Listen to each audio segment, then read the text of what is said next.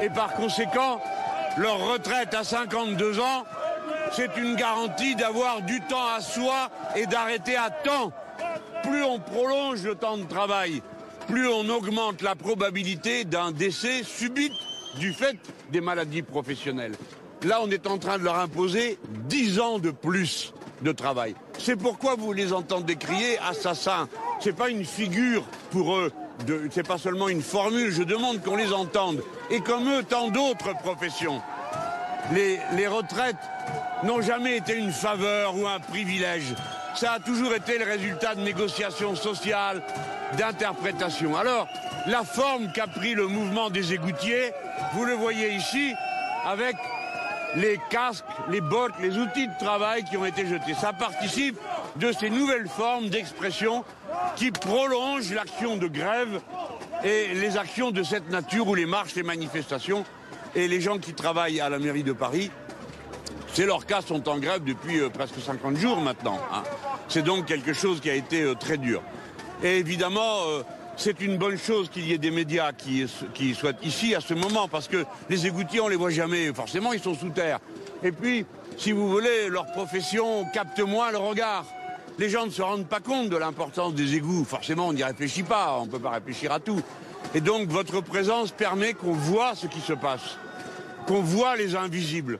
Aujourd'hui, ce sont les invisibles qui se donnent à voir et qui, en participant au soulèvement social général du pays, eh bien, contribuent à aider les Françaises et les Français à réfléchir à ce qui se passe. Hein. Ce n'est pas simplement une agitation, une exaspération, c'est plus profond que ça. Écoutez. Aujourd'hui,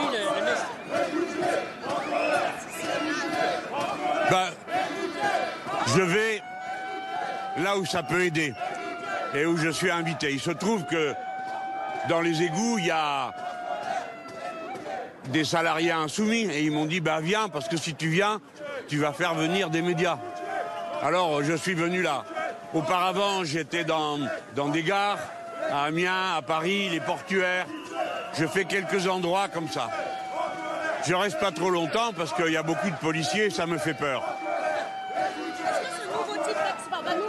Ce type de happening, ce type d'action va prendre le relais des manifestations plus classiques. Vous savez, j'en suis au même point que vous. J'observe la créativité dans les processus de soulèvement citoyen. C'est une donnée nouvelle. Et vous qui êtes des observateurs, vous vous rendez compte qui change les formes d'action, les slogans, les mots d'ordre, les chansons. Et ça, c'est un signe de vitalité, parce que pendant combien d'années on a entendu les mêmes mots d'ordre, les mêmes... Et là, tout d'un coup, c'est une explosion de créativité. L'idée de jeter... les avocats ont commencé avec les robes, ça a continué avec les cartables, maintenant on en est aux pelles.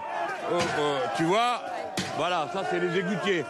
Et je crois que oui, en effet. Vous savez, la chanson qui chantent tous, nous on est là, et même si Macron ne veut pas, etc.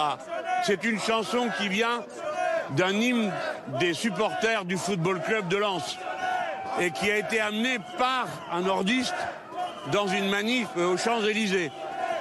Et comme disait l'autre, une seule chanson peut mettre le feu à la plaine. Et elle a été immédiatement adoptée. Donc attendons-nous à voir beaucoup de phénomènes de cette nature qui ont à voir avec la créativité populaire. Ceux qui se renseignent savent qu'en 1968, il y avait déjà une extraordinaire créativité. Des affiches, des slogans qu'on n'avait jamais entendus. Eh bien là, c'est pareil. Donc ça, c'est un signe de bonne santé. Quand il n'y a plus de créativité, c'est que, bon... Les messages de président de la République aujourd'hui pour vous, c'est quoi? C'est d'arrêter cette réforme? Mais il faut qu'il arrête. Je ne sais pas pourquoi il se fait ce numéro de kéké, là. Il y a d'autres présidents qui ont arrêté une réforme à laquelle ils étaient attachés. Le président Mitterrand a arrêté la réforme de l'école privée. Bon, le président Chirac a arrêté la réforme de l'enseignement supérieur. Dans une démocratie, la honte, c'est pas de retirer un projet qui soulève la population.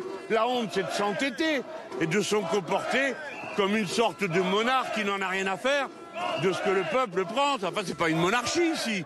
C'est compliqué la démocratie. Il y a le vote, mais c'est pas une fois tous les 5 ans et après tout le monde rentre à la maison et obéit. Il y a la démocratie sociale, il y a la grève, c'est des droits constitutionnels.